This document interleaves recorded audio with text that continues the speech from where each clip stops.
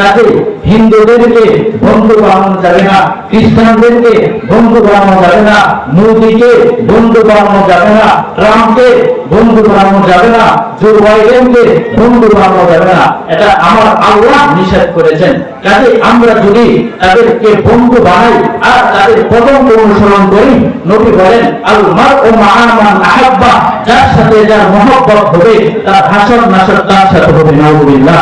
কাজে মুসলমান যুবক যারা আমরা নেইমার কাটিং এর চুল কাটি, মেসি কাটিং এর চুল কাটি, রোনাল্ডো কাটিং এর চুল কাটি, যারা মেসির জার্সি পরে, যারা মেসির গেঞ্জি পরে, যারা রোনাল্ডোর গেঞ্জি পরে, যারা নেইমারের গেঞ্জি পরে, নবী বলতেছেন আল মারউ মা'a মান আহাব্বা, তোমার মহব্বত যদি তার সাথে হয়, নাউযুবিল্লাহ, মুসলমানদের হাসর নাসর হবে মেসির সাথে, মুসলমানদের হাসর নাসর হবে নেইমারের সাথে, মুসলমানদের হাসর নাসর হবে ট্রাম্পের সাথে, যদি আমরা তাদের কদম অনুসরণ করে চলি। মুহতারাম হাজিরিন, আল্লাহ তাআলা কোরআনের কারীমের মধ্যে বলেন ইয়া আইয়ুহাল্লাযীনা আমানু লা তাত্তাখিযুল ইয়াহুদা ওয়ান নাসারা আউলিয়া, হে ঈমানদারগণ, তোমরা ইহুদি নাসারাদেরকে বন্ধু রূপে গ্রহণ করিও না।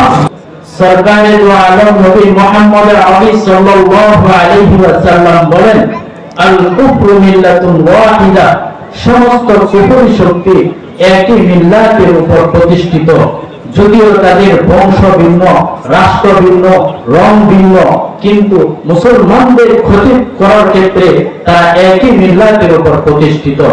নবী আলাইহিস সালাতু ওয়াস সালাম বলেন আল মারউ মা'a মান আহাব্বা, যে যাকে মহব্বত করবে তার হাসর নাসর তার সাথে হবে।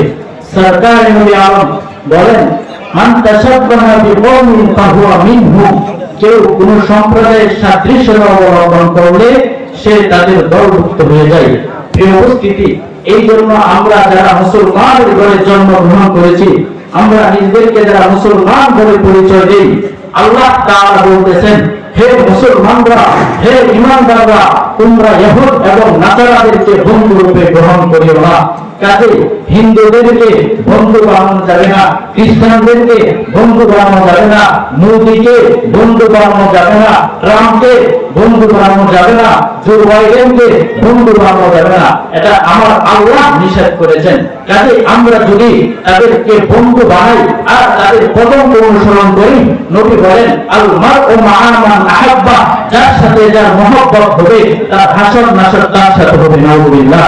কাজে মুসলমান যুবক যারা আমরা নেইমার কাটিং এর চুল কাটি, মেসি কাটিং এর চুল কাটি, রোনাল্ডো কাটিং এর চুল কাটি, যারা মেসির জার্সি পরে, যারা মেসির গেঞ্জি পরে, যারা রোনাল্ডোর গেঞ্জি পরে, যারা নেইমারের গেঞ্জি পরে, নবী বলতেছেন আল মারউ মা'a মান আহাব্বা, তোমার মহব্বত যদি তার সাথে হয়, নাউযুবিল্লাহ, মুসলমানদের হাসর নাসর হবে মেসির সাথে, মুসলমানদের হাসর নাসর হবে নেইমারের সাথে, মুসলমানদের হাসর নাসর হবে ট্রাম্পের সাথে, যদি আমরা তাদের কদম অনুসরণ করে চলি।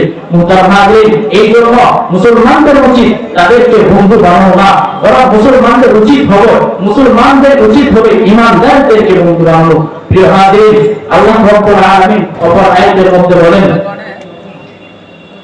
আহাল্লাল্লাহুল বাই'a ওয়া হারামার রিবা, হে মুসলমান, আমি আল্লাহ তোমাদের উপর, তোমাদের জন্য ক্রয় বিক্রয়কে হালাল করেছি আর সুদকে হারাম করেছি। আর ইহুদিরা, খ্রিস্টানরা, মক্কার মুশরিকরা তারা বলে আল বাই'উ মিসলুর রিবা, নাউযুবিল্লাহ, ক্রয় বিক্রয় নাকি সুদের ন্যায়। এই আয়াতে আল্লাহ তাআলা বলতেছেন আহাল্লাল্লাহুল বাই'a ওয়া হারামার রিবা, আমি মুসলমানদের জন্য ক্রয় বিক্রয়কে হালাল করেছি আর সুদকে হারাম করেছি। আল্লাহ রাব্বুল আলামিন যত বিষয় থেকে মুসলমানদেরকে নিষেধ করেছেন, সেই সমস্ত বিষয়ের মধ্যে উল্লেখযোগ্য একটি বিষয় হলো সুদ, যেটা সমাজের 99% মুসলমান সেই সুদের সাথে জড়িত।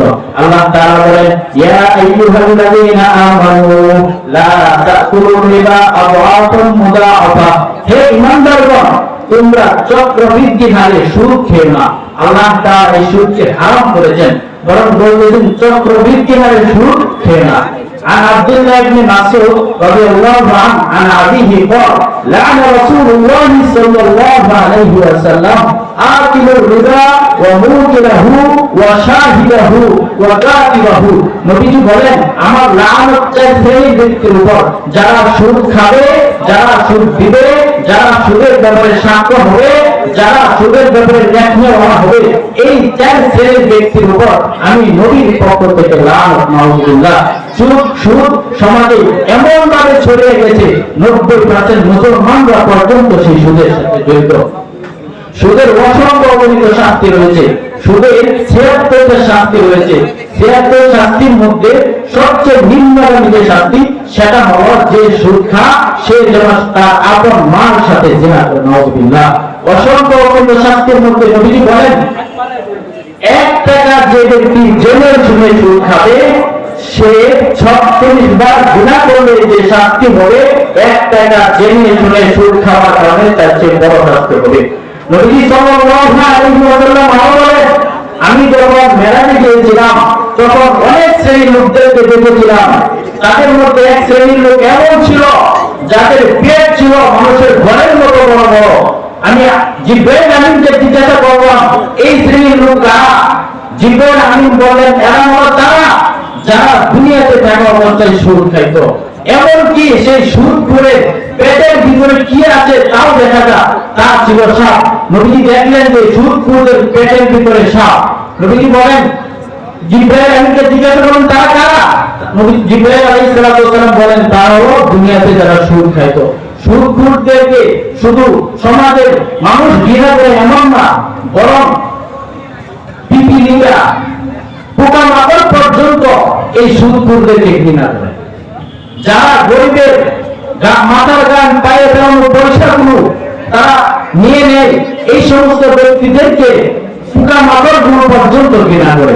কিতাব আসছে যে সমস্ত শস্য ক্ষেতের মধ্যে পোকামাকড়ের আক্রমণ থাকবে, ওই সমস্ত ক্ষেতের মধ্যে যদি ধান ক্ষেত হোক, গম ক্ষেত হোক, অন্য যে কোনো ক্ষেত হোক, এই ক্ষেতগুলোর মধ্যে যদি সুদখোরদের নাম রেখে বাসার মধ্যে বেড়ে এই সুদখোরের নামগুলো ক্ষেতের মধ্যে টাঙিয়ে দেওয়া হয়, তাহলে ওই ক্ষেত থেকে পোকামাকড় গুলো পর্যন্ত চলে যাবে।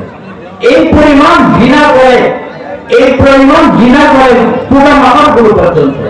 এর উপস্থিতি আল্লাহ তাআলা আমাদেরকে বেশি বেশি দান করার জন্য বলেছেন, কি করার জন্য?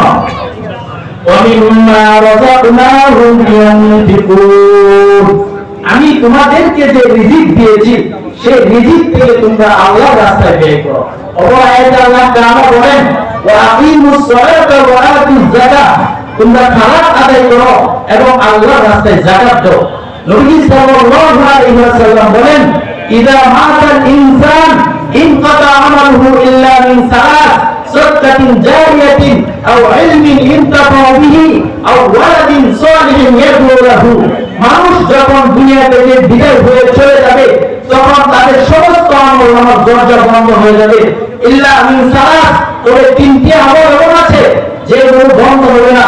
1 নম্বর সদকায়ে জারিয়া, জমা কল্যাণকর কোনো কিছু করে দেওয়া, মাদ্রাসা মসজিদে দান করে দেওয়া।